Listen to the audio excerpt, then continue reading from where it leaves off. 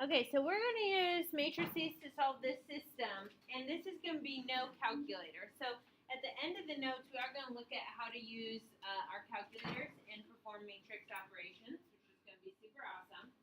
And your test for Chapter 8 is going to be split calculator and no calculator. So you do have to be able to do row echelon form on your own without a calculator for this matrix. Okay, well, if you're asked to use matrices to solve this system, what are you going to do first? Make it a matrix. Make it, from yesterday, an augmented matrix, right? So the augmented matrix is the one where we have the colons for the equal sign, so we recognize it as a system. Okay, so let's go ahead and write out our augmented matrix.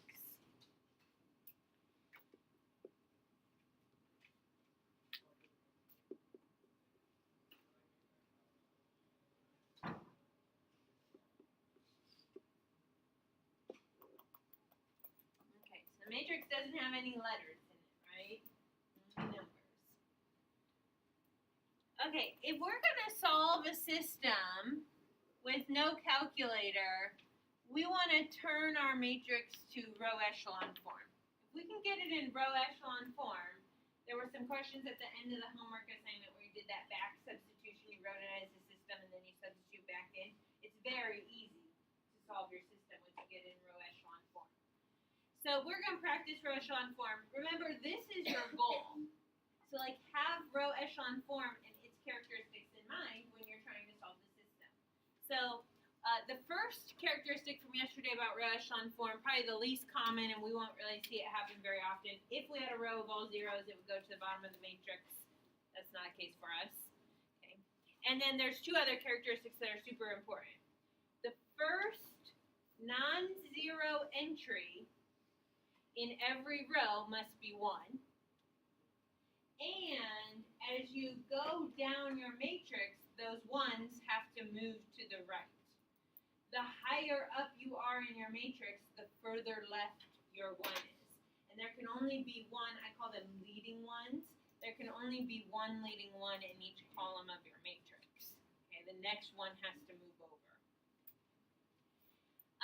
So I usually do like a quick survey of my matrix, my augmented matrix. Are any of those equations good to go for row echelon form? Row 1. And actually row 1 is in the perfect spot, right? It's got a leading 1 at the very front, and it's the highest in the matrix, so that's the furthest left it could be. I'm going to leave it there. Now, if I had noticed that that row was like row 3, and it had a leading 1, I would probably do my row operation of switching rows. I would just swap it out to be the top row. Okay, put the top row at the bottom. Okay, so when I look at my 2 other rows, I'm not happy with this because I can only have one leading 1 in this column. So for my second row, I'm going to need what in that first entry? A 0. Okay, so that's part of like the definition of row echelon form. I'm going to need that first entry to be a 0. And I'm going to need that in the third row too, but I kind of just work down my matrix. So I'm going to try to get row 2 where I want it to be, if I can. Okay, so I'm looking at 2, and then I'm looking at my other 2 equations. I've got 1 and 3. What's a good way for me to get the 2 to turn into 0? Liam? I would do negative 2 times row 1 added to row 2. Okay.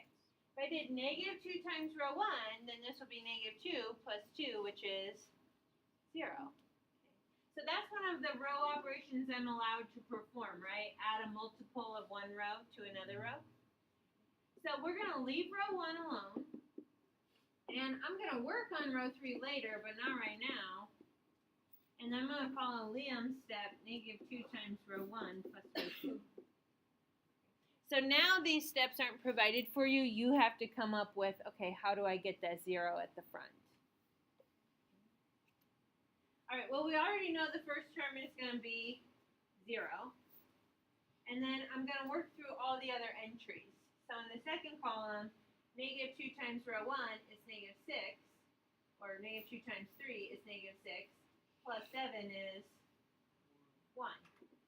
And that's awesome because not only did I get my 0, I also got my leading 1, so that makes me happy.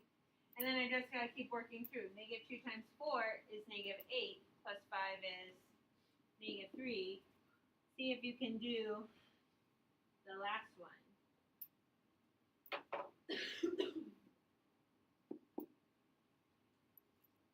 What's that last number in the second row?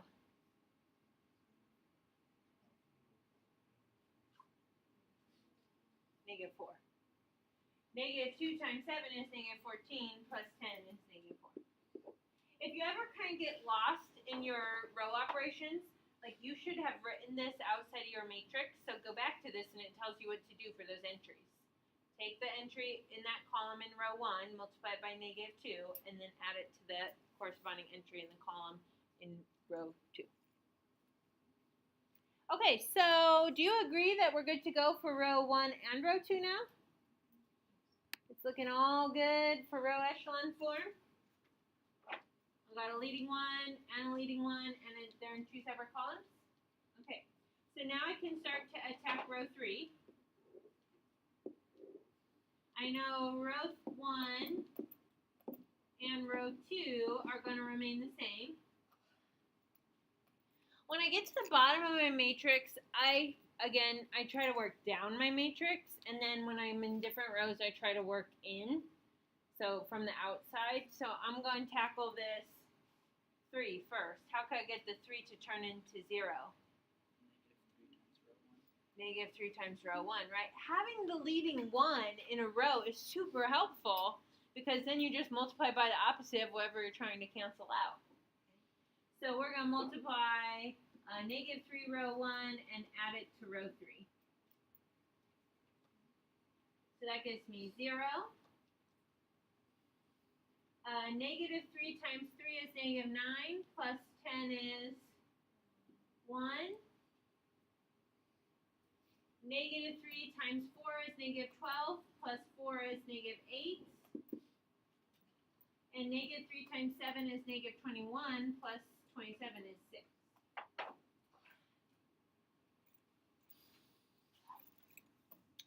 Okay, so it's looking better. I have that 0. And I do have a leading 1, but that's no good for row echelon form because the leading 1s can't be in the same column. So I really need this to turn into a 0. Okay, what's an easy way to get a 0 here? Subtract these. So however you want to say it is fine. I think a lot of people kind of get used to how we did this one right here. So a lot of people might say negative 1 times row 2 plus row 3. But if you say like row 3 minus row 2, I'm okay with that. I mean, that's essentially what you're doing.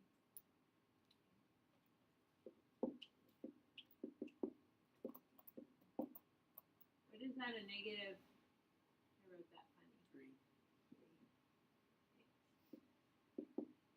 So those 2 rows remain unchanged, and now I'm going to do negative 1 times row 2 and add it to row 3. So I'll get 0, 0. This will be now a positive 3 plus negative 8, so that's negative 5. And a positive 4 plus 6 is 10.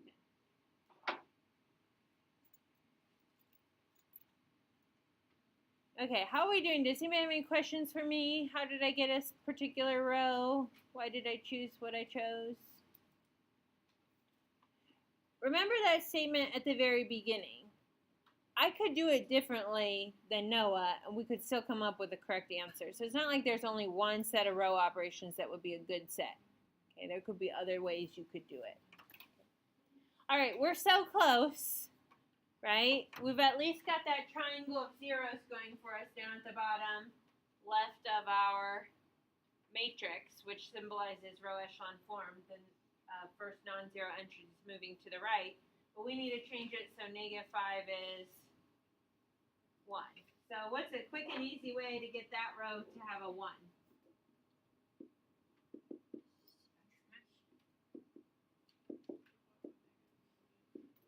Yeah, I'd probably choose a scalar. I wouldn't really want to use one of my other rows because if I add or subtract with another row, you can imagine you're going to be reintroducing numbers where the zeros are. And then you'll have like undid all your hard work. So at this point, it's probably easiest to use a scalar. What scalar would we use to turn -5 to +1?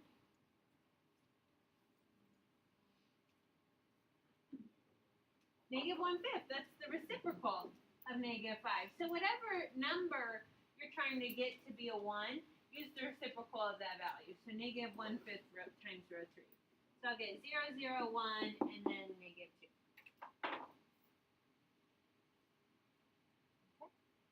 So I got this nice diagonal of 1s that's kind of symbolizing my row echelon form. I got my little triangle of zeros down here at the bottom.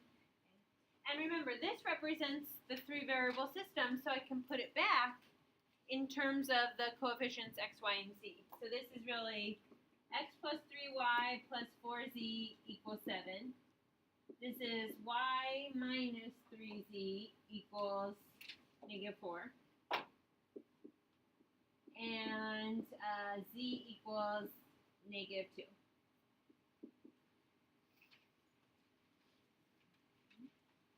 So we're going to then solve the system. We want the ordered triple. We already know z is -2. Now we're doing, if you did your homework, those very last problems, it said use back substitution.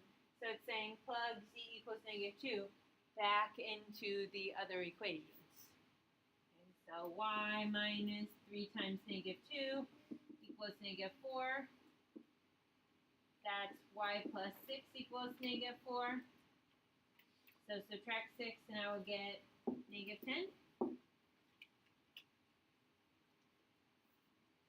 And then x plus 3 times -10 plus 4 times -2 equals 7. That's x minus 38 equals 7. If I add 38, I'll get 45. Very bigger numbers than I'm used to working with, but you can get larger numbers. You could get fractions. Like you could solve the system that was on your Chapter 7 test. I know. That had fractions, -3/4 and -5/4 for x and z. So you could get fractions in a matrix. It's okay if any of these numbers, any of these entries in your matrix are fractions. You're allowed to work with that. Okay, questions or concerns before you try one on your own? Okay, I'm going to give you a 2-variable system that I would like for you to solve, no calculator.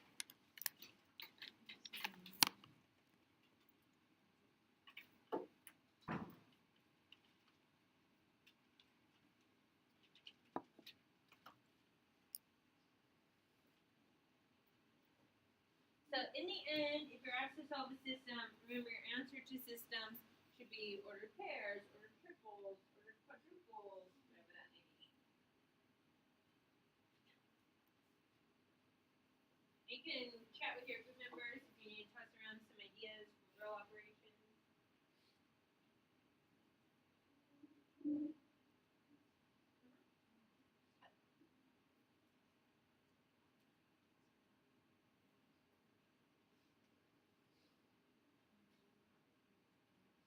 Yeah, so we are putting it in row echelon form as opposed to reduced row echelon form.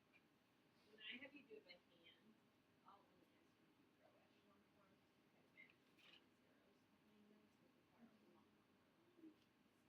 In the calculator, we're going to instruct our calculator to do all the work.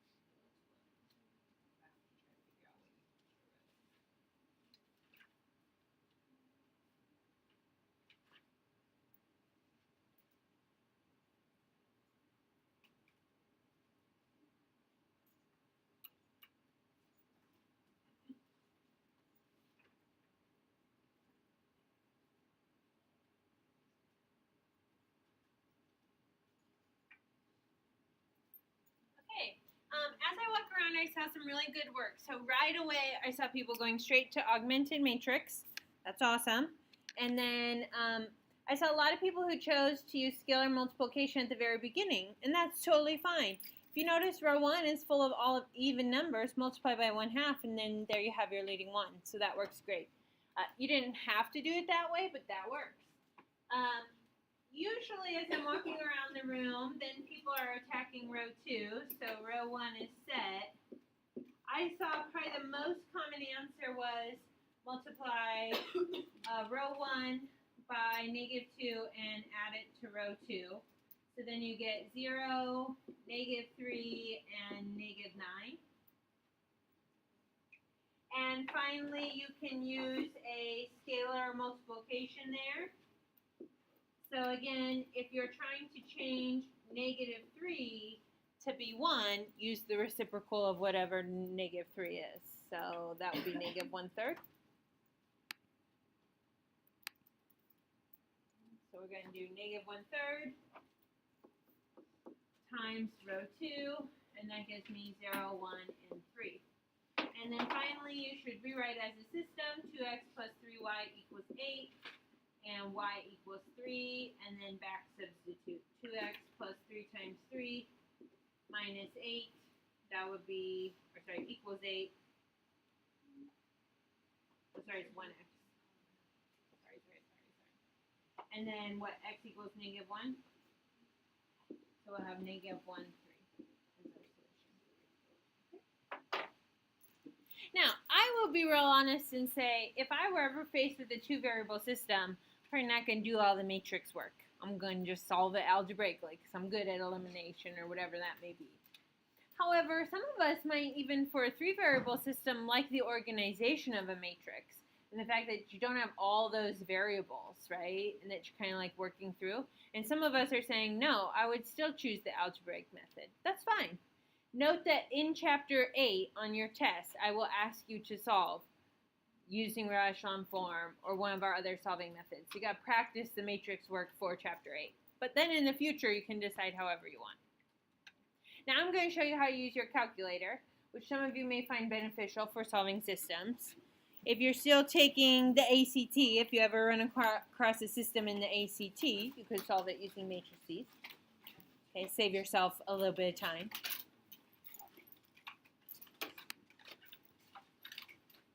Okay, I'm just picking two problems from the textbook. I don't think they're necessarily on your homework, but this is page 548, number 58, number 54.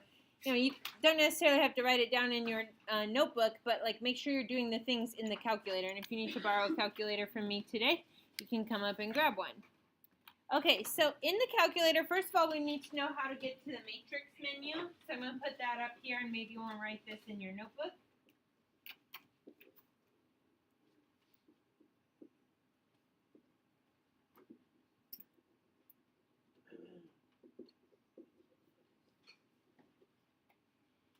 Okay, find your alpha button. That's really easy because it's a different colored button. And right below it is your math button.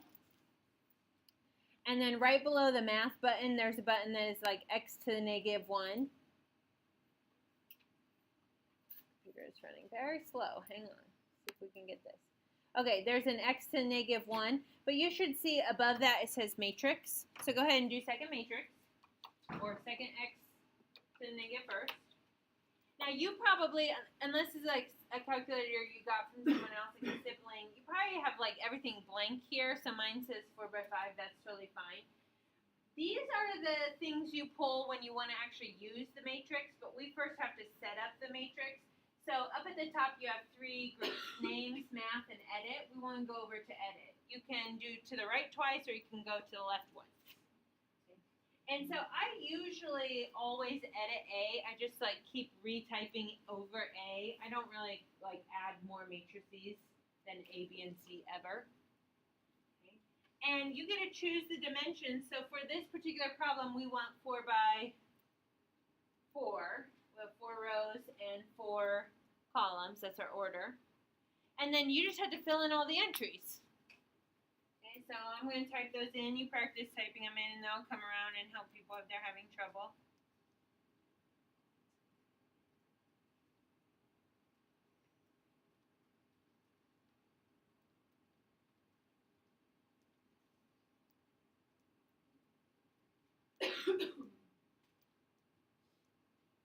always a good idea to look over and see if you've typed numbers incorrectly. Anybody having trouble finding their stuff? You doing okay on that one, Dylan?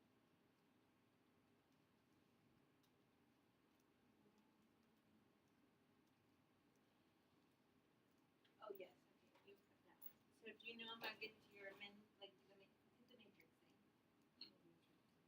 There's a matrix somewhere on there. Oh, try just menu then. Oh, matrix. Okay, now you gotta go to create first. And a matrix. And then choose your order, 4x4. Anybody else have any difficulties?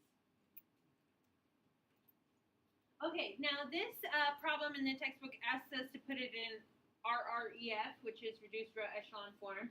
And we know what reduced row echelon form should look like. Okay, but we're just going to let the calculator do it for us. So once you have your matrix in the screen, then you got to get out of this. So to get out of the matrix, do second mode. That quits whatever you're in. You need to be back in your screen where you can type stuff in. And now you still need to go back to your matrix menu. So second, x to the negative first, or negative 1. Now we want to choose a direction from our math menu for matrix. That's where we can do different things. And we're going to come back and use a couple others. You can scroll down, or I just like to scroll up. RREF is letter B in the matrix math menu. You need to just go back to like matrix and scroll down. You'll find an RREF. Go back to that menu.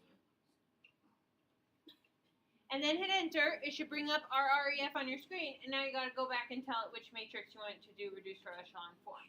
4. So I'm going to do second, x to the negative 1, and choose A. And hit enter. Voila, it did it for me. Well, you're gonna have calculator, no calculator on your test, right?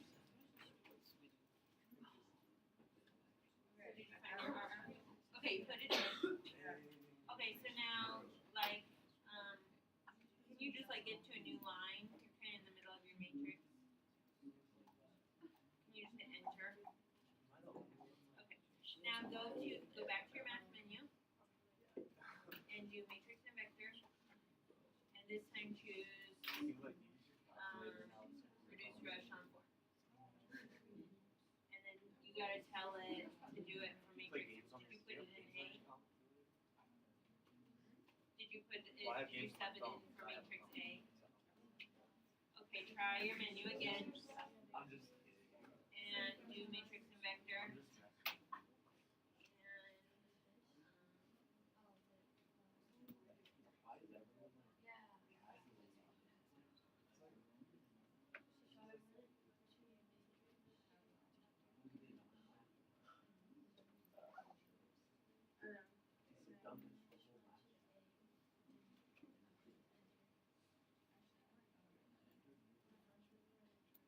I'm wondering, I accidentally pushed a bunch of buttons, but I'm wondering if you have to like type it in new every time, so then you would do RREF and choose the matrix create now.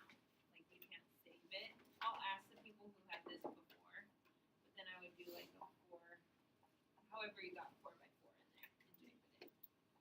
Okay, anybody else having trouble? Okay, so we're going to do one other example. Oh, you've got that. You can't save it. You did RREF first. Okay, Jayla, you'll have to choose RREF and then type in your matrix. I'm sorry, I told you wrong.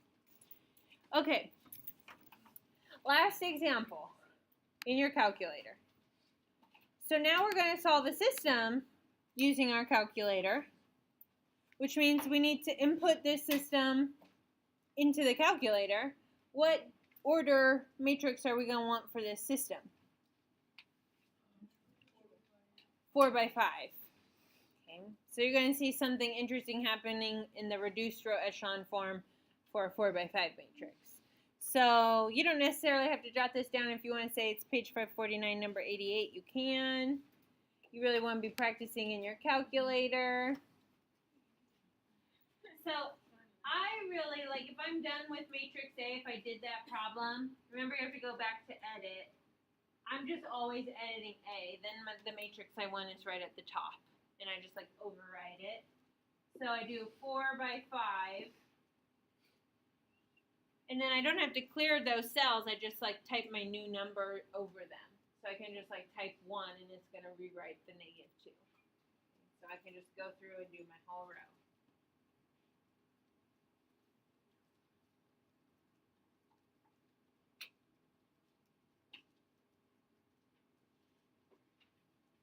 Every now and then I glance up and try to check like I didn't make a mistake.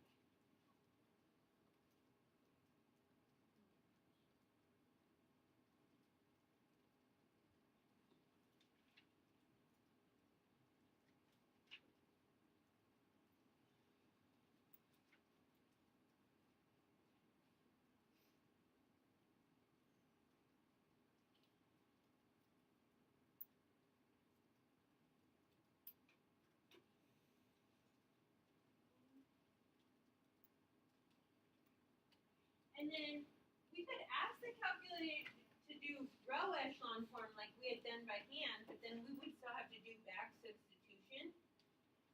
Or, because the calculator is doing all my work for me, choose reduce row echelon form, and I won't have to do any back substitution.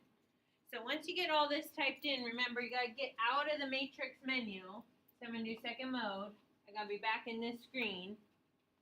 And then you can go back to the matrix menu and re-pull your RREF, matrix A, or like I can do second enter and pull up my last one.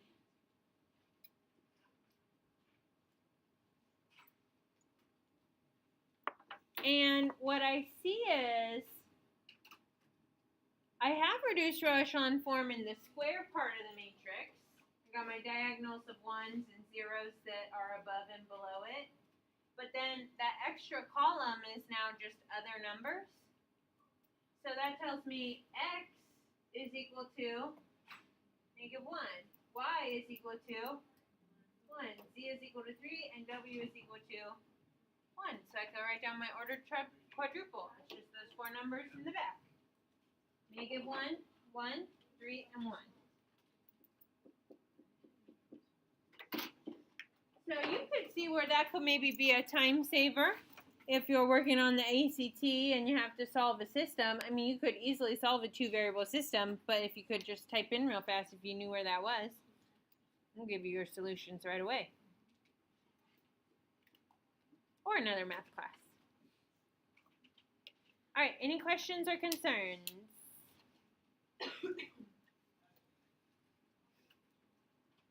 Okay, your homework assignment, some of them will be no calculator problems, and some of them will be calculator. Only use the calculator when it says so in the directions so that you can be prepared for the no calculator part of your test.